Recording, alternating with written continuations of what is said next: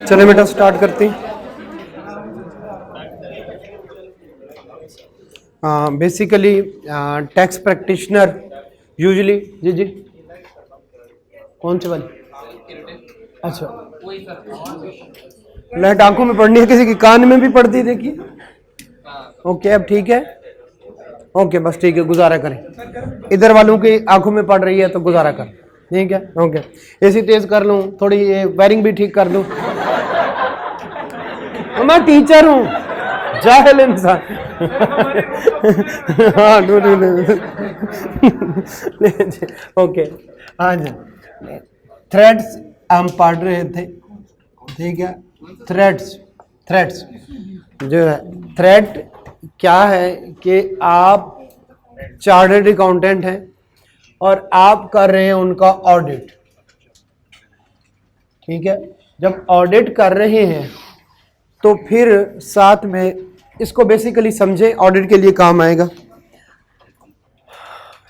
Basically एक firm का कुछ इस तरह से स्ट्रक्चर होता है, उसमें एक एश्योरेंस डिपार्टमेंट होता है,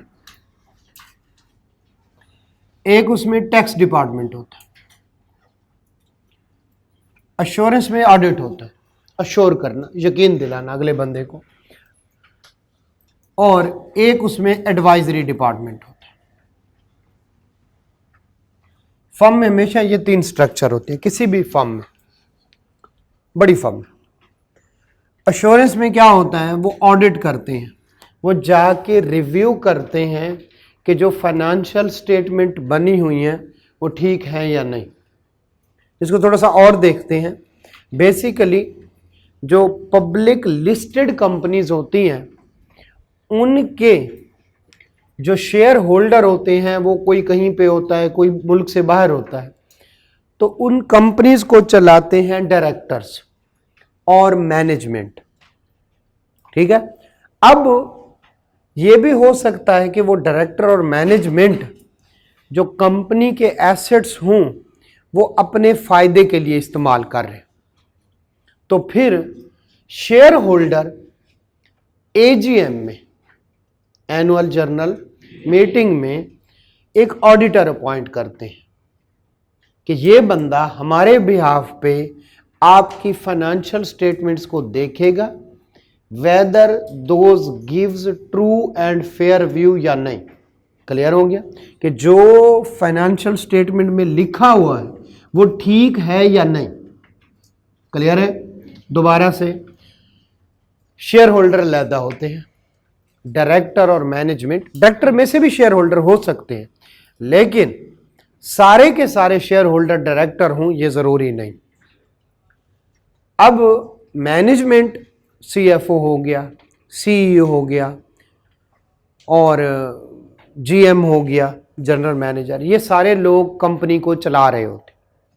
अब कंपनी को चला रहे हैं तो एज पर अकाउंटिंग स्टैंडर्ड, क्या आईएफआरएस कहते हैं और आईएएस कहते हैं, ठीक है, ये इनके मुताबिक चला रहे हैं या कोई अपनी तरफ से, नंबर वन। नंबर टू, अपने फायदे के लिए कंपनी के एसेट्स तो नहीं इस्तेमाल कर रहे। ये जो कज़न को रख लिया जॉब पे और उसको 4 लाख रुपए सैलरी दे रहे हैं, जबकि उसी जॉब की सैलरी जो है वो नॉर्मल उसमें 1 लाख रुपया है। तो इस तरह के सारे मामला देखने के लिए शेयर होल्डर के पास टाइम नहीं है। और अगर उनके पास टाइम हो भी सही, तो क्या शेयर होल्डर्स को पता है प्रोविजन फॉर डाउटफुल डेट्स क्या होती है, इम्पेयरमेंट क्या है, रीवैल्यूएशन क्या है? नहीं पता। तो ये उन्होंने एक बंदा ढूंढना है जिसको पता हो इन सारी बातों का, वो है ऑडिटर। वो कौन है? वो ऑडिटर, वो चार्टर्ड अकाउंटेंट। क्लियर हो गया? लें जी, तो जो ऑडिट करता है फर्म में डिपार्टमेंट, उसको कहते हैं एश्योरेंस डिपार्टमेंट। जो टैक्स की सर्विसेज देता है, अच्छा पूरी दुनिया में टैक्स इस तरह से नहीं होता, पाकिस्तान में टैक्स बहुत कॉम्प्लिकेटेड है, लिहाजा उन्होंने उसका अलहदा से डिपार्टमेंट बना। क्लियर है? और फिर जो नहीं आता बाकी में, जैसे हमारी फर्म है वो साथ में सॉफ्टवेयर भी देती है। सॉफ्टवेयर यानी जो अकाउंटिंग सॉफ्टवेयर है, आपने एंट्री करनी है तो आगे प्रॉफिट एंड लॉस ये वो सारा कुछ खुद बनता जाएगा। वो जो इस तरह के काम, जिस तरह से बुक कीपिंग समझते हैं, किसी क्लाइंट की जो है वो एंट्रीज भी आप खुद करते हैं, ठीक है। वो सारे काम कौन करता है? एडवाइजरी डिपार्टमेंट, ठीक है। जो इन दोनों में नहीं आता वो कहाँ पे आता है? एडवाइजरी में। अब रोला कहाँ पे है? रोला ये है कि जो अश्योरेंस होते हैं उसके कोई खास पैसे नहीं होते। आई कि आपने कुछ फीस रखी हुई है, उससे कम ज़्यादा वो उतनी ले लेते हैं। असल में जो अमाउंट ज़्यादा आती है वो टैक्स और एडवाइजरी से, ठीक है। अब हमारा एक क्लाइंट है, उसकी हमने सारी की सारी एंट्रीज खुद की हुई है, बुक कीपिंग,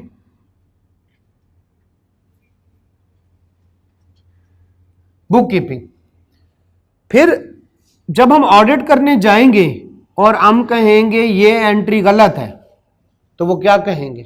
भैया आपने ही की थी। इसको कहते हैं आप फाइनेंशियल स्टेटमेंट का क्या कर रहे हैं? रिव्यू। और रिव्यू करते हुए आपको अपना काम रिव्यू करना पड़ रहा है, तो यहां पे एक थ्रेट अराइज होगा, उसको क्या कहते हैं? Self review threat. क्या कहेंगे? Self review threat. क्लियर हो गया? Self review threat.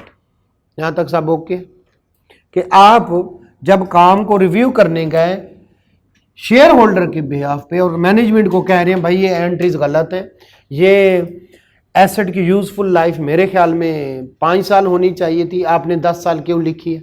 होता है यूजफुल लाइफ कुछ है। आप कह रहे हैं कि ये जजमेंटल चीजें होती हैं, ठीक है, ओके। लेकिन जी जो है आप वो कह रहा है कि आप कह रहे हैं कि जनाब इसकी रेजिडुअल वैल्यू 5 लाख है, मेरे ख्याल में तो ये 3 लाख भी नहीं होंगे। तो ये सारी जब बातें कहेंगे तो वो कहेगा भाईजान ये सारे काम किसने किए हुए? आपने किए हुए। तो उस टाइम पे हो सकता है आप ऑडिट सही ना कर पाए। इसको कौन सा थ्रेट कहते हैं? Self review threat. ये वाली बात होगी, ओके। क्लाइंट, ये सेल्फ रिव्यू थ्रेट आपको समझ आ गया। अब आगे चलते हैं। क्लाइंट को नोटिस आया, आप अदालत में गए, आप कमिश्नर के पास गए, आप कमिश्नर अपील्स के पास गए, ये नाम सुना हुआ? आप हाई कोर्ट के पास गए, अथॉरिटीज में नहीं पढ़ा? कमिश्नर अपील था अथॉरिटीज में, ठीक है, और मर गया है, था, अच्छा है, अच्छा लें जी। तो आप फिर अगर वहां से आपकी देखें, आपको कमिश्नर ने ऑर्डर भेजते हैं, ये दोबारा से सिचुएशन को सुने, आपको नोटिस आता है, आप क्या भेजते हो? रिप्लाई भेजते हो। वो रिप्लाई क्लाइंट नहीं तैयार करता, वो चार्टर्ड अकाउंटेंट तैयार करते। उसके बाद वो आपको शोकाज नोटिस और ऑर्डर भेजता है। ऑर्डर के साथ कहता है इतने पैसे जमा कराओ। अगर आप पैसे जमा करा दें ठीक है, लेकिन अगर आपको कहे कि ये ज्यादती है, ये गलत ऑर्डर है, तो आप अपील में जाते हैं कमिश्नर अपील के पास। किसके पास? कमिश्नर अपील के पास। वो आपके हक में फैसला दे तो ठीक है, नहीं तो फिर एक होता है appellate tribunal inland revenue. Inland revenue की एपलेट ट्रिब्यूनल है, बड़ा आसान सा नाम है, ATIR जाते हैं। अब ठीक है, एपलेट ट्रिब्यूनल इनलैंड, दोबारा नहीं, ये याद करने हैं चैप्टर नंबर 16 में। हाँ, एपलेट ट्रिब्यूनल इन एपलेट ट्रैब, मुझे भी बुला दिया। एपलेट ट्रिब्यूनल इनलैंड, ट्रिब्यूनल कहते हैं अदालत को, इनलैंड रेवेन्यू ट्रिब्यूनल कहते हैं अदालत को, इनलैंड रेवेन्यू कहते हैं ये जो टैक्स वाले हैं। दो बातों को समझ आ गई? वो याद करने, एपलेट को याद कर। ATIR में जाते हैं, अब भाड़ में जाते हैं। अच्छा लेंज, आप जाते हैं एपलेट ट्रिब्यूनल इनलैंड रेवेन्यू, ठीक है, तू नहीं जा सकता, दरवाजे छोटे हैं। अच्छा लेंज, तो एपलेट ट्रिब्यूनल इनलैंड रेवेन्यू पहुंच गए, ठीक है, मिलके पढ़ो एपलेट। अच्छा, ATIR में जाते हैं, वहां भी आपको अगर इंसाफ ना मिले तो आप जाते हैं हाई कोर्ट, इसका नाम सुना हो? अगर वहां से ना मिले तो आप जाते हैं सुप्रीम कोर्ट, और वहां से ना मिले तो कब्र में जाते हैं। खैर, ये सारी जगह जहां पे आप का क्लाइंट नहीं जाता, आप जाते हैं। अब वो कह रहे होंगे कि ये झूठ बोल रहा है, इसने टैक्स चोरी किया है, और आप कहेंगे कि ये सच बोल रहा है, ये अच्छा है। आप उसके एडवोकेट होंगे। आप उसके क्या होंगे? एडवोकेट। कल को जब आप ऑडिट करने गए, उसमें वहां बहुत सारे मसाइल, तो एक होती है ऑडिट रिपोर्ट, उसमें लिखते हैं या तो ये सच्चा है या आप कहते हैं ये झूठे हैं, इन्होंने ये सही फाइनेंशियल स्टेटमेंट सही नहीं है। फाइनेंशियल स्टेटमेंट का तो पता है। अब जब उस टाइम पे आप कहने लगे कि ये झूठे हैं, इन्होंने फाइनेंशियल स्टेटमेंट ठीक नहीं बनाई, और उससे पहले 2 साल हो गए हैं, आप appellate tribunal, high court, supreme court, हर जगह पे कह रहे हैं ये सच्चे हैं, तो ये कॉन्फ्लिक्ट आ गया। इसको कहते हैं एडवोकेसी थ्रेट, कि अब आप क्लाइंट को झूठा नहीं कहेंगे, क्योंकि पिछले काफी साल से आप उसको एडवोकेट कर रहे थे। तो कौन से वाला हो गया दूसरा थ्रेट? Advocacy threat.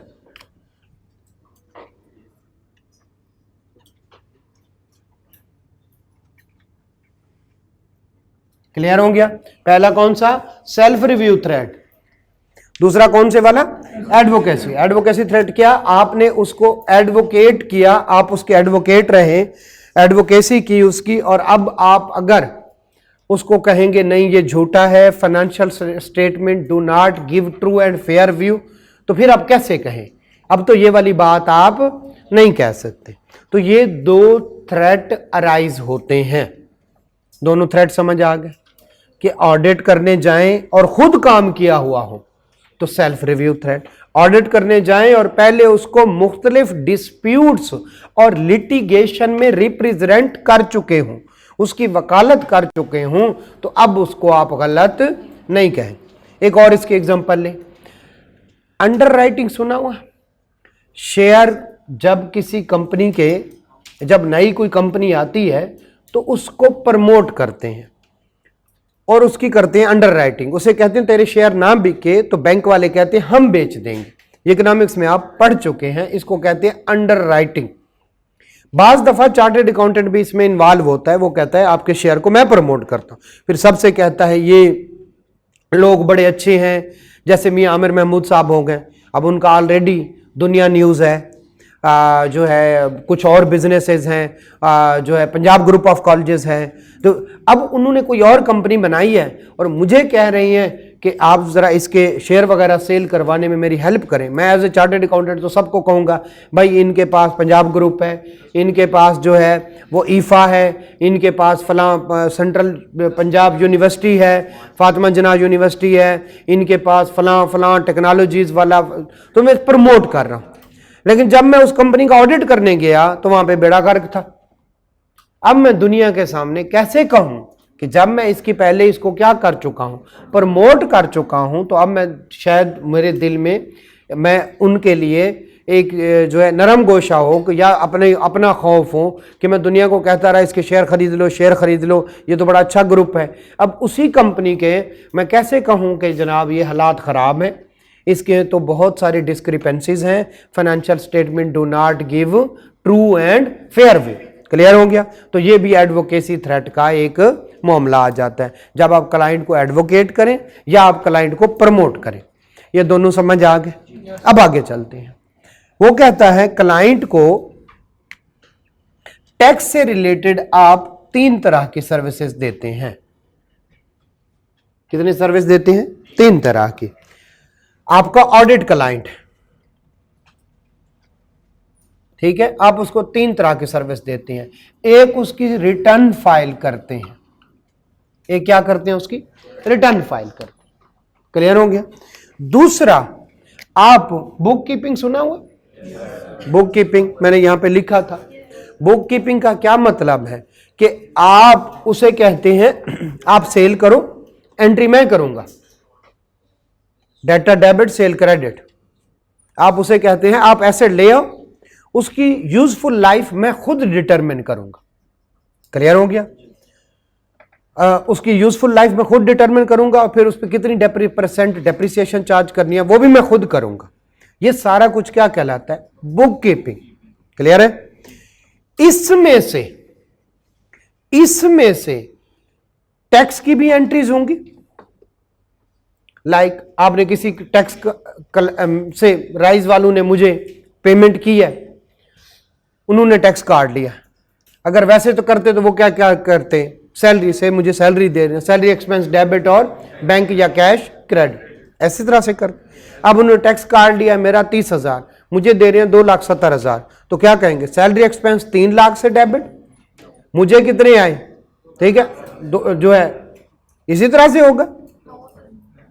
बताएं किस तरह से होगा, इसी तरह से ही होगा, ठीक है। टैक्स पेएबल जो है वो आ जाएगा 30,000 का, ठीक है। तो किस में चला जाएगा, मेरी तरफ कितने आ जाएंगे, ठीक है, 2 लाख।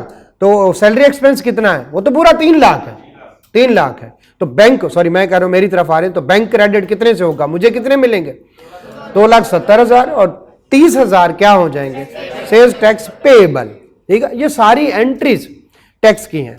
अच्छा, एक और डेफर्ड टैक्स का किसी ने नाम सुना? डेफर्ड टैक्स होता है बेसिकली ना जो है फर्क होता है, थोड़ा सा मैं बताने लगा हूं, अगर समझ आ जाए ठीक है, नहीं समझ आए तो कहें सर डेफर्ड टैक्स भी होता है। अच्छा, फर्क होता है कैसे, टैक्स में 2 तरह की डेप्रिसिएशन होती है। टैक्स में एक होती है डेप्रिसिएशन, एक होती है इनिशियल अलाउंस। सुना है कहीं पे? Initial allowance. लेकिन अकाउंटिंग में एक डेप्रिसिएशन होती से, अकाउंटिंग में डेप्रिसिएशन है 15%, 15%, और उसमें टैक्स में 25% इजाफा है। एक 15% वाली भी है और एक कौन से वाली, बच्चे जरा इनको फर्क समझे, मैं कोशिश करता हूं समझा लूं, अगर समझ आ जाए ठीक है, नहीं तो सर हिला दे। ओके, ये जरा देखिएगा, 15% आपने लिया 1 लाख का एसेट, मैं समझाने की कोशिश करता हूं, पूरा एक IAS है 12, आप वो पढ़ेंगे। जरा देखिए अकाउंटिंग वाले वो क्या करते हैं, जरा देखिएगा, उसने सिर्फ 15% लिया है, तो उसका एक्सपेंस कितना होगा, 15,000। जो है कौन से वाले, टैक्स वाले, ठीक है, टैक्स वाले वो 2 तरह का लेते हैं। एक तो वो ये सिंपल 15% भी लेगा 15,000, दूसरा वो 25% इनिशियल अलाउंस लेगा। नाम सुना हो अभी हमें पता नहीं है, लेकिन 2 डेप्रिसिएशन होती है, ये हमने पढ़ा हुआ है, ये 2 दफा पढ़ा है, ठीक है। तो 25% कितना हो जाएगा, 25,000। क्लियर है, क्लियर है। अब जरा बताएं टैक्स का एक्सपेंस कितना, कितना, अकाउंटिंग का एक्सपेंस कितना, फर्क आएगा, इसका एक्सपेंस, इसका। अब बताएं इसमें एसेट की जो रिटर्न डाउन वैल्यू वो क्या निकलेगी, और इसमें कितनी, 60,000। क्लियर है। अब बताएं इसका एक्सपेंस, इसका कम, इसका टैक्स कम, एक्सपेंस ज्यादा तो टैक्स, और इसके मुताबिक करें तो टैक्स ज्यादा, क्योंकि एक्सपेंस, तो दरमियान में कोई फर्क आएगा, उसको कहते हैं डेफर्ड टैक्स। क्यों, क्योंकि दोनों ने अमोर्टाइज, सॉरी डेप्रिशिएट एसेट को कितने को करना है, 1 लाख को। ये बाद में, ये अभी डेप्रिसिएशन कम चार्ज कर रहा है, बाद में ज्यादा करेगा, ये अभी ज्यादा कर रहा है, बाद में कम करेगा, आखिरकार दोनों ने मिल जाना है। तो टैक्स जो है वो डेफर्ड हो गया, 15,000 एक्सपेंस, तो टैक्स ज्यादा। लेकिन जब गए किनके पास, टैक्स वालों के पास, उन्होंने आपको एक्सपेंस कितना दे दिया, 40,000 का, कितना दे दिया, तो आपका टैक्स कम। लेकिन आगे जाके ये अगले साल ये 15%, ये 15% के हिसाब से 15,000 लेगा, ये शायद कम ले, क्यों, क्योंकि वैल्यू क्या बच गई है, कम। एसेट दोनों का कितने पे डेप्रिशिएट होना है, ये भी 1 लाख पे करेगा, ये 1 लाख, ये खर्चा पहले ज्यादा ले रहा है तो टैक्स कम, ये खर्चा पहले कम ले रहा है तो टैक्स ज्यादा, दोनों के दरमियान फर्क होगा जो इन द एंड जाके खत्म हो जाएगा। क्लियर हो गया। हो सकता है आगे जाके इसकी डेप्रिसिएशन कम होगी और इसकी डेप्रिसिएशन ज्यादा होगी, क्यों, क्योंकि ये पहले ज्यादा ले चुका है। कुछ फर्क समझ आता है, पहले साल टैक्स का एक फर्क निकलेगा, उसको क्या कहते हैं, डेफर्ड टैक्स। ये बड़ी कॉम्प्लेक्स कैलकुलेशन होती है, आसान नहीं होती। तो फिर क्लाइंट हमसे कहता है कि भाई आप हमें ये वाली कैलकुलेशन करके दें। जी बेटा पूछो। नहीं, 25% अगर एक्स्ट्रा ले रहा है, से टोटल इनकम है इधर बताएं 90,000, मैं आपको एग्जांपल देता हूं, टोटल इनकम 90,000 और सिर्फ यही खर्चे हैं, अकाउंटिंग का प्रॉफिट कितना होगा, 75,000, इनका प्रॉफिट कितना होगा, 50,000, यही है। यानी 90,000 माइनस 40,000 कितना। अब इस पे टैक्स कम और इस पे टैक्स, क्योंकि इसकी इनकम और इसकी इनकम फर्क समझे, तो टैक्स का एक फर्क आएगा, लेकिन इन द एंड वो इकट्ठा हो जाएगा, क्योंकि दोनों ने डेप्रिसिएट किसको करना है, 1,00,000 को ही करना है ना। तो इसको कहते हैं डेफर्ड टैक्स। टैक्स आगे चला गया, अब भी टैक्स कम टैक्स के लॉ के मुताबिक, और अकाउंटिंग के लॉ के मुताबिक टैक्स ज्यादा। आगे जाके टैक्स अकाउंटिंग के लॉ के मुताबिक टैक्स कम हो जाएगा और इनका टैक्स ज्यादा होगा। ये फर्क इन द एंड क्या हो जाएगा, निकल जाएगा। इसको क्या कहते हैं, डेफर्ड टैक्स। क्लियर हो गया, क्योंकि इनकम में फर्क आया तो टैक्स में भी फर्क आ गया। ये फर्क समझते हैं, इसको कहते हैं डेफर्ड टैक्स। ये वाली एंट्री भी अक्सर वो हमसे करवाते। अच्छा, आप दोबारा से बुक कीपिंग समझते हैं, सारी एंट्रीज करना। टैक्स की एंट्री समझते हैं, टैक्स सेल्स टैक्स की एंट्री, डेफर्ड टैक्स की एंट्री, विद होल्डिंग टैक्स, किसी का टैक्स काटना है उसकी एंट्री। क्लियर हो गया। अच्छा मुझे बताइएगा, ये टैक्स की है या ओवरऑल एंट्री है, एसेट डेबिट बैंक क्रेडिट, ये ओवरऑल बुक कीपिंग की है। क्लियर हो गया। अच्छा सेल क्रेडिट नहीं, पहले यूं कर ले, बैंक डेबिट 1,18,000 से, सेल क्रेडिट 1,00,000 रुपए से, सेल्स टैक्स पेबल क्रेडिट 18,000 से। ये बुक कीपिंग भी है और साथ में टैक्स से रिलेटेड एंट्री भी है। क्लियर हो गया। हम क्या पढ़ रहे हैं, अकाउंटिंग या टैक्स, तो हम यार यहां पे कौन सी पढ़ेंगे, टैक्स से रिलेटेड जो एंट्रीज करते हैं। क्लियर हो गया। तो आप जिस क्लाइंट का ऑडिट भी कर रहे हो और उसको टैक्स से रिलेटेड अकाउंटिंग एंट्रीज भी बता रहे हो या कर रहे हो, दूसरी सर्विस हो जाएगी। पहली सर्विसेज ऑडिट भी कर रहे हैं, रिटर्न भी फाइल कर रहे हैं। दूसरी सर्विसेज ऑडिट भी कर रहे हैं और टैक्स, बुक कीपिंग ना, बुक कीपिंग बड़ा वर्ड है, टैक्स से रिलेटेड अकाउंटिंग एंट्रीज भी आप करवा रहे हैं, दूसरी सर्विस। चले जरा ऐसा ऐसा, ये बड़ा आज का जो है वो है कंसेप्चुअल है। मैं जानबूझ के इसको फैला रहा हूं कि आगे ऑडिट में जाके आपके कंसेप्ट और ज्यादा बेहतर हो।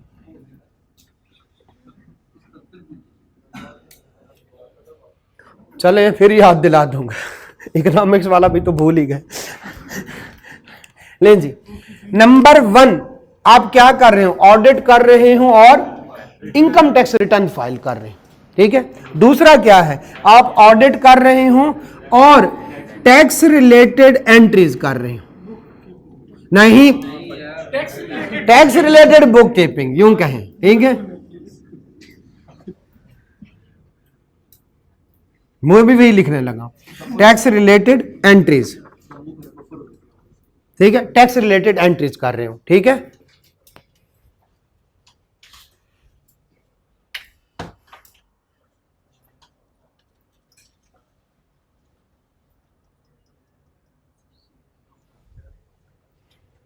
अच्छा, तीसरा आप उसको डिफेंड कर रहे हैं डिस्प्यूट्स में।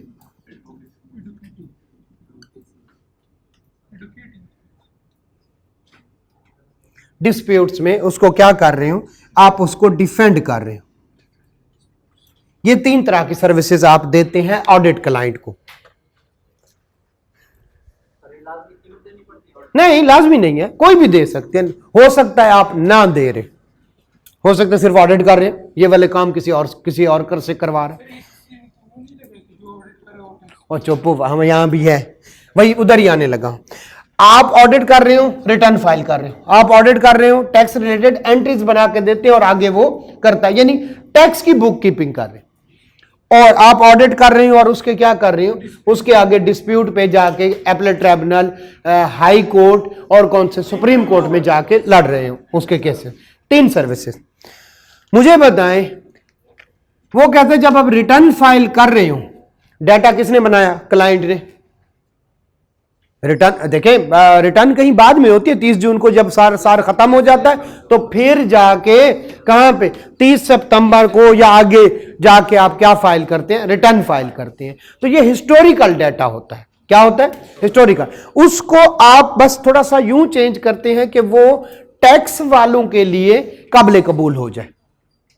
यानी अगर उसने डेप्रिसिएशन डाली हुई है तो आप उसमें इनिशियल अलाउंस भी डाल देते हैं, बस इतना सा करते हैं और कुछ नहीं करते। डाटा किसने बनाया? क्लाइंट ने। कंपाइलेशन, अकाउंटिंग एंट्री, सारा कुछ किसने किया? क्लाइंट ने। आपकी कुछ जिम्मेदारी है? नहीं। आपका सिर्फ इतना काम है, आप उसको रेगुलेटरी बॉडी के मुताबिक बता दें, या बाज दफा कोई एडिशनल इंफॉर्मेशन मांगे तो आप क्लाइंट को समझाएं कि वो ये चीज मांग रहा है, क्लाइंट से लेके आगे दे रहे हैं। इस सूरत में कोई थ्रेट नहीं है। यानी आपका ऑडिट क्लाइंट जिसको आप क्या दे रहे हो, इनकम टैक्स रिटर्न की सर्विसेज भी दे रहे हो, तो कोई थ्रेट नहीं है। बताएं इसमें कोई एडवोकेसी थ्रेट है? नहीं। मुझे बताएं इसमें कोई सेल्फ रिव्यू थ्रेट है? नहीं। ये बात समझ आती है? तो आप किसी भी ऑडिट क्लाइंट को इनकम टैक्स रिटर्न की सर्विसेज दे सकते। ये वाली बात हो गई। हम एथिक्स पढ़ रहे हैं ना, और किसके? टैक्स प्रैक्टिशनर के। Tax practitioner chartered accountant audit भी करता है, चार्टर्ड अकाउंटेंट टैक्स की सर्विसेज भी देता है। कौन सी सर्विसेज देता है? रिटर्न फाइल करने की सर्विसेज भी देता है, साथ में ऑडिट कर रहा हो, टैक्स रिलेटेड एंट्रीज यानी डेफर्ड टैक्स, यानी सेल्स टैक्स, यानी प्रोविजन, यानी सैलरी पे कितना टैक्स कटना है, ये वाली सारी सर्विसेज भी दे रहा होता। और क्या कर रहा होता है? डिस्प्यूट। तो पहला ऑडिट कर रहे हो, साथ में क्या कर रहे हो? रिटर्न फाइल कर रहे हो। कोई थ्रेट नहीं है यार। देखे वो तो प्रोफेशनल ड्यू कोर्स। फिर तो देखे अब फिर चार्टर्ड अकाउंटेंट किस बात के? वो तो हमने पहले भी पढ़ा है कि प्रोफेशनल कॉम्पिटेंस हो, इंटेग्रिटी हो, ऑब्जेक्टिविटी हो, ड्यू केयर हो, आप वो तो कॉन्फिडेंशियल, वो तो सारे हसूल लगने के बाद की बात। ठीक है। फिर अगर आप प्रोफेशनल हैं और साथ में मैच देख रहे हैं और रिटर्न फाइल कर रहे हैं, ठीक है, वहां पे उसने सेंचुरी बनाई, आपने उसे कहा 1 मिलियन हो गया, ठीक है, ऐसे ही कोई पता नहीं है, जो है वो जो स्कोर है वो इधर लिखी जा रही है उसके रिटर्न में। ठीक है, तो नहीं, ऐसा नहीं, ड्यू केयर होनी चाहिए। क्लियर हो गया? पहली बात, जब आप टैक्स रिलेटेड एंट्रीज कर रहे हो, क्या कर रहे हो? टैक्स रिलेटेड एंट्रीज, और ऑडिट करने जाएंगे और कहेंगे डेफर्ड टैक्स गलत है, तो वो क्या कहेगा? कौन सा थ्रेट निकला?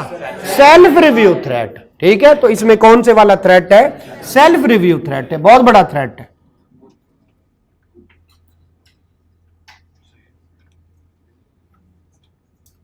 क्लियर हो गया? ठीक है। अच्छा, कौन से वाला थ्रेट है बेटा? Self review threat. क्लियर हो गया? ले जी। अच्छा, अब सेल्फ रिव्यू थ्रेट है, आपने साल में एक ही एंट्री की है, सिर्फ एक एंट्री, उसकी लाखों एंट्रीज है, तो अब सिग्निफिकेंट है या इममटेरियल? इममटेरियल। ये वाली बात समझे ना? या तो आप सारी की सारी एंट्री करते हैं। अच्छा ये बताएं, किसी की सैलरी पे टैक्स काटना था और एंड पे जो टैक्स पेएबल निकलता है, इन दोनों में से कौन सा मटेरियल है? जो एंड पे टैक्स पेएबल निकलता है वो बड़ी है, और जो किसी की सैलरी पे टैक्स काटना था वो आपने काम किया, वो क्या है? मटेरियल। मटेरियल कहते हैं बड़ी अमाउंट को, इममटेरियल कहते हैं छोटी। क्लियर है? ये दोनों कंसेप्ट समझा के रखिएगा। थ्रेट कौन सा है? Self review threat. ठीक है, अब आगे आते हैं। अब जब आपको उस पर क्या कर रहे हो? डिस्प्यूट को डिफेंड कर रहे हो, तो फिर आपने क्या करना है? फिर वो कौन से वाला होगा? एडवोकेसी। बदकिस्मती से ये उसने एडवोकेसी थ्रेट ऊपर जिक्र तो किया है लेकिन उसने नीचे इसको बयान नहीं किया। किसको? डिस्प्यूटेड को। तो वो कौन से वाली दो चीजें करता है? नंबर 1 रिटर्न को करता है और दूसरा कौन से करता है? जब उसको टैक्स रिलेटेड वो एंट्रीज करवा रहे। क्लियर हो गया? ले जी, अब एक एक करके हमें, मैं अगर बताऊं यहां पे तो कोड ऑफ एथिक्स, मैं अगर एक एक करके बताता जाऊं तो आपको कुछ समझ आती है कि ये क्या बला है? नहीं, हम यहां से नहीं, यहां से पढ़ते।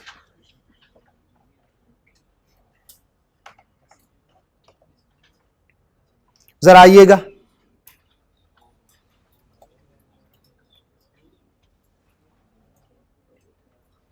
आइएगा बेटा, हम पढ़ने लगे हैं कोड ऑफ एथिक्स।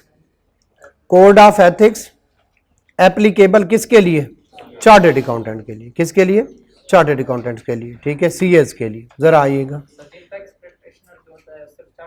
नहीं, वकील भी होते हैं। जब वकील की बात होगी तो पिछली बातें भी होंगी। जो इससे आगे पढ़ने लगे हैं वो सिर्फ किसके लिए हैं? सिर्फ चार्टर्ड अकाउंटेंट। क्लियर हो गया? Integrity, professional competence, due care, ये सारे चार्टर्ड अकाउंटेंट और वकीलों सब के लिए जरूरी। जो आगे आने वाली बात है, ये आई कैप की कोड ऑफ एथिक्स की पूरी बुक है, उसमें ये वाली बातें लिखी हुई। क्लियर है? जरा पढ़ते हैं, मुझे बताइएगा। टैक्स सर्विसेज, ठीक है, वो कहता है code of ethics for chartered accountant as applicable to tax services. ठीक है, टैक्स सर्विसेज क्या होती हैं जरा देखिएगा। Tax services include preparing return या टैक्स रिटर्न। समझ आ गई ये क्या बला है? ओके, आगे चलते हैं।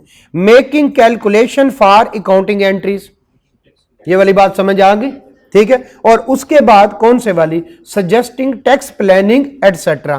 क्लाइंट जब शुरू होता है तो साल से पहले, मतलब आपको एक जरा बता दूं, एक क्लाइंट आपके पास आया है, टैक्स प्लानिंग बता दूं, ठीक है। टैक्स प्लानिंग ये होती है, क्लाइंट जब आपके पास आता है वो कहता है कि मैं ना एक जगह पे फैक्ट्री लगाने लगा या कोई कारोबार शुरू करने लगा। टैक्स प्लानिंग समझिएगा, कोई कारोबार शुरू करने लगा, ठीक है, मैं कोल माइनिंग करने लगा और मेरा इरादा है कि बलोचिस्तान में करूं। कहां पे करनी चाहिए? समझ, ये टैक्स प्लानिंग है। और करो भाई, कर ही रहे हो, सिंध में करो और बेचो किसको?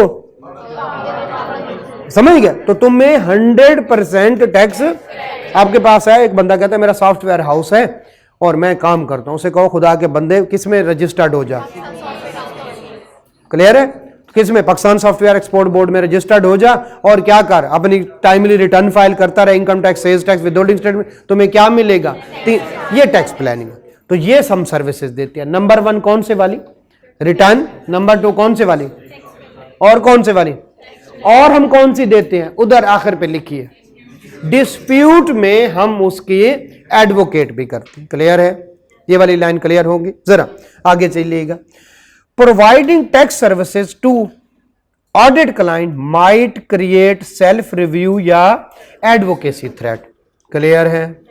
ये सारा लफ्ज समझाने के लिए कल और आज क्या सारा कुछ करना पड़ा है कि भाई अगर आप ऑडिट क्लाइंट को, किसको? ऑडिट क्लाइंट को क्या दे रहे हैं? ये वाली सर्विसेज दे रहे हैं, तो फिर क्या होगा? और कौन से वाले? एडवोकेसी थ्रेट हो सकता है, माइट क्रिएट। ये वाला लफ्ज समझ आ गया? ठीक है, ओके, आगे चलते हैं। वो कहते हैं कोड ऑफ, अच्छा अब ये है कि किसको ये सर्विसेज देनी चाहिए, किसको नहीं देनी चाहिए, तो फिर वो 2 में डिवाइड कर देता। नंबर 1 वो क्या कहता है? रिटर्न की सर्विसेज ऑडिट के साथ किसी को भी दे सकते हैं, क्योंकि इस पे कोई, ये मैंने बताया है, चाहे वो पब्लिक कंपनी है चाहे वो लिस्टेड है। जब आते हैं ना नीचे वाली 2 की बात करता है तो फिर उनको 2 में डिवाइड कर लेता है। एक listed company, public interest company उसको कह रहे हैं। पब्लिक इंटरेस्ट क्या होती है? जिसमें लोगों का पैसा लगा हुआ, शेयर होल्डर बाहर के बंदों का। एक होती है अनलिस्टेड या प्राइवेट कंपनी का।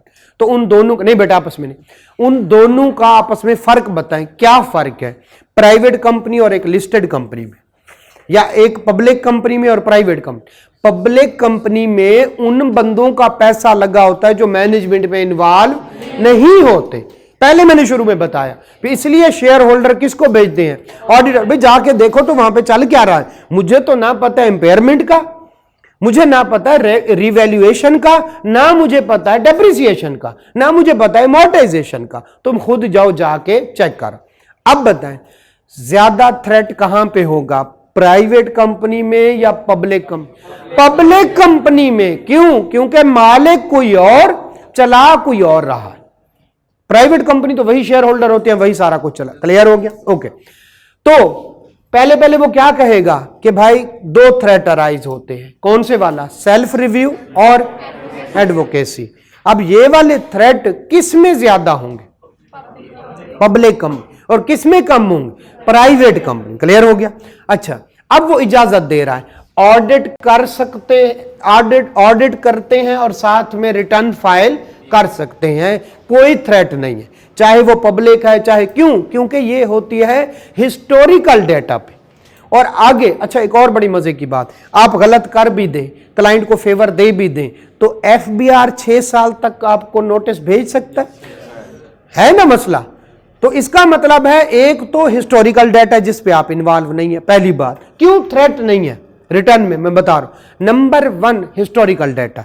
क्या है? Historical data. दूसरा, आगे कौन मौजूद है? एफबीआर। आगे एफबीआर मौजूद है। ये क्लियर है? इसमें कोई थ्रेट नहीं है। और करते क्या है? आप रिटर्न फाइल करते हैं सिंपल, जो जैसे रेगुलेटरी अथॉरिटी को डाटा मांगती है दे देते हैं, रिटर्न फाइल करते हैं, किसी उसने डाटा दिया, आपने उसको चेंज करके उधर रखा दिया, सारा कुछ हो गया। अब जब आप ये वाली देते हैं तो फिर थ्रेट निकलता है। कौन से वाला? Self review threat. अब वो दो को डिवाइड कर देता है। Number 1 public listed company, number 2 कौन से, यानी पब्लिक इंटरेस्ट वाली कंपनी, और कौन से वाली जिनमें पब्लिक इंटरेस्ट इन्वॉल्व नहीं होता। नहीं जी, काफी सारा हमने पढ़ लिया, अब जरा हम अंग्रेजी पढ़ते हैं, किसी हद तक हमें समझ आएगी साथ साथ। कोड आता है फैक्ट इन रिक्वायरमेंट जो है that prohibit firm or network firm. Network firm एक फर्म है केपीएमजी, समझते हैं? उसका मेरे ख्याल में यूके के ऑफिस होगा, पाकिस्तान उसकी नेटवर्क फर्म है। और इसी तरह से केपीएमजी लाहौर से, मतलब एक यूएचवाई एक फर्म है लाहौर में, उसका इस्लामाबाद भी ऑफिस है, कराची भी ऑफिस है। तो अब उसकी नेटवर्क कौन सी फर्म है? Lahore main head office firm, और नेटवर्क ऑफिस कौन से हैं? इस्लामाबाद और कराची वाला। क्लियर है? From providing certain tax services to audit clients. कुछ सर्विसेज ऑडिट क्लाइंट्स को दे सकते हैं और कुछ सर्विसेज नहीं दे सकते। In sum because threat can not be addressed by applying safeguard. ये वाली बात सुनिएगा। लीजिए, आप कहते हैं कि अगर सेफगार्ड की अब बात करने लगा हूं, ठीक है, यही बात आगे जारी रहेगी जानबूझ के, चूंकि आपने आगे ऑडिट में पढ़ना है। ये 15 से 20 मिनट में भी पढ़ाया जा सकता था। पहले मैंने कहा जो समझना है आपने कहना है ठीक है उसको याद कर लेना, लेकिन नहीं, आगे जाके फिर आपको परेशानी होती है। दोबारा से सेफगार्ड क्या है जरा देखिएगा। एक बंदे ने काउंटिंग एंट्री की है टैक्स से रिलेटेड, जब वही ऑडिट करने के लिए जाएगा तो कौन सा थ्रेट होगा? अब सेफगार्ड सुने, एक मैंने बताया डिपार्टमेंट अलग होते हैं, अकाउंटिंग एंट्रीज करवाएं कौन से वाले, और ऑडिट करवाएं सेफगार्ड है कि अब सेल्फ रिव्यू थ्रेट। क्यों? क्योंकि एंट्री किसने की? टैक्स वालों ने। ऑडिट कौन करने जा रहे? एश्योरेंस वाले। इसको क्या कहते हैं? इसको कहते हैं सेफगार्ड। क्लियर हो गया? दूसरी बात सुने, एंट्रीज इन्होंने की, ऑडिट इन्होंने किया, और किसी और पार्टनर से रिव्यू करवा ले जो ना ऑडिट में शामिल था ना एंट्री करते हुए शामिल था, एक और सेफगार्ड, यानी किसी एडवाइजरी के पार्टनर से करवा ले, किसी और डिपार्टमेंट से। क्लियर हो गया? तो सेफगार्ड। अच्छा, बाज दफा सेफगार्ड अप्लाई करके भी जो है थ्रेट रिमूव नहीं होता। वो किस में होता है? यूजुअली लिस्टेड कंपनी में होता है। चलें अब दोबारा से इसको पढ़ते हैं हम जरा, कि हमें समझ आती है या नहीं। वो कहता है जो फर्म वो रोक देती है certain tax services to the audit client in some circumstances because threat कौन से वाला? एडवोकेसी थ्रेट, और कौन से वाला? Services can not be address, remove नहीं किया जा सकता, सॉल्व नहीं किया जा सकता बाय अप्लाइंग सेफगार्ड। सेफगार्ड क्या है? एक बंदे को से ऑडिट करवा लेना, एक बंदे से, फिर भी रिमूव नहीं किया जा सकता, तो वो कहता है रुक जाओ भाई, ये काम ही ना करो। क्लियर है? आगे चलते हैं जरा। टैक्स सर्विसेज टू द, किसको? Tax services to the audit client. और कौन कौन सी देते हैं? नंबर 1 क्या लिखा हुआ है? नीचे आए, 1 क्या लिखा हुआ है? Tax return preparation. नंबर 2 क्या लिखा हुआ है, tax calculation for the purpose of preparing accounting entries. इसकी क्या एग्जांपल है, डेफर्ड टैक्स की एंट्री लिख दे, सेल्स वाली एंट्री लिख दे, सैलरी पे टैक्स वाली एंट्री लिख दे। चले जी अब पढ़ते हैं। ये मेन हेडिंग है, मैं अब जिसको करने लगा हूं सर्कल, ये देखें, ये है main heading, tax services to audit client. तो पहली सर्विसेज क्या लिखा हुआ है, टैक्स सर्विसेज की प्रिपरेशन, और दूसरी सर्विसेज क्या लिखा हुआ है, tax calculation for the purpose of accounting entries. ठीक है जी, अब चलते हैं वापस। वो कहता है, अच्छा मैंने आपको कुछ बताया था कि अगर साल में एक एंट्री करें तो थ्रेट कम होगा, सारी की सारी करें ज्यादा होगा। क्लियर है, क्लियर है, ठीक है। इनको कहते हैं फैक्टर्स, इनको क्या कहते हैं, फैक्टर्स, फैक्टर फॉर इवेल्युएट। नमाज का टाइम हो गया, लें जी, ठीक है। अच्छा मैं समझा जान है तो गाना शुरू हो गया। नहीं सर, बंद कर दें भाई को।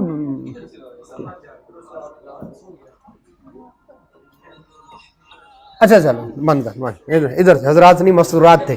अच्छा ओके चले आज लें जी, factor for evaluating the level of threat.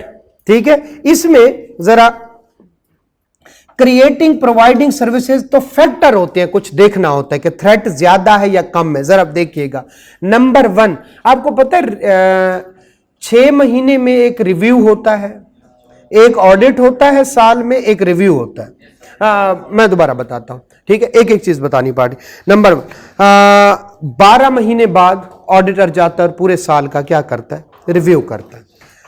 एक होता है 6 महीने बाद जाता है, कुछ लिस्टेड कंपनी के लिए जरूरी होता है कि वो पूरे साल का ऑडिट ना करें बल्कि 6-6 महीने के 2 रिव्यू भी करवा लें। अगर आप रिव्यू करने जा रहे हैं तो अब भी फाइनेंशियल स्टेटमेंट पूरी साइन नहीं करें, और अगर आप ऑडिट करने जा रहे हैं तो पूरी की पूरी फाइनेंशियल स्टेटमेंट को आपको क्या करेंगे। अच्छा ये फैक्टर, ठीक है, फैक्टर अब जरा देखिएगा, फैक्टर क्या है, किस वजह से थ्रेट ज्यादा है या कम है। पहले पूरे साल में एक एंट्री करते हैं, थ्रेट ज्यादा या कम, ओके।